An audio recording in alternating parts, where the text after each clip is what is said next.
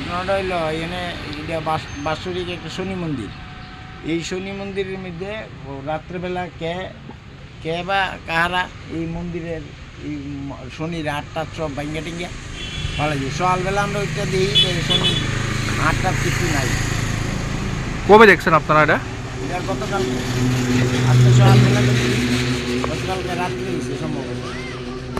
কি মনে করতেছেন যে এই যে এরকম ঘটনা কারা করতে পারে? এটা তো এরকম কিছু বুঝতেছি না, কিন্তু আমার মনে হইতেছে হইলে ডাক্স পার্টি হইব, আর নইলে অন্য কিছু হইতে পারে, কিন্তু ডাক্স পার্টি খুব সম্ভবত। কি করবেন বিষয়টা নিয়ে যে হিন্দু সনাতন ধর্মের দেবদেবীর আর মূর্তিগুলা ভাঙা হইতেছে? এটা তো মারাত্মক ব্যাপার, কারণ হলো হিন্দু সনাতন ধর্মের উপরে এরকমভাবে আঘাত হইতেছে।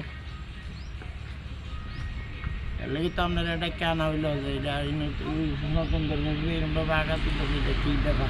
এর আগেও নাকি একবার এরকম একটা ঘটনা হয়েছিল? আগে হয়েছে একবার। এই বিষয়ে মূর্তির কি ভাঙছে? মূর্তির হাত ভাঙছে, হাতের আঙ্গুল ভাঙছে, অথচ এটার মধ্যে রড টট লাগাইল, এরপরে তো এটা ভাঙছে বাইরে। স্থাপিত মূর্তি? হ্যাঁ, স্থাপিত মূর্তি। এটা অনেক বছর হয়েছে, অনেক পুরানো। থানা পুলিশে জানানো হয়েছে না ব্যাপারটা? থানা পুলিশে জানানো হয়েছে।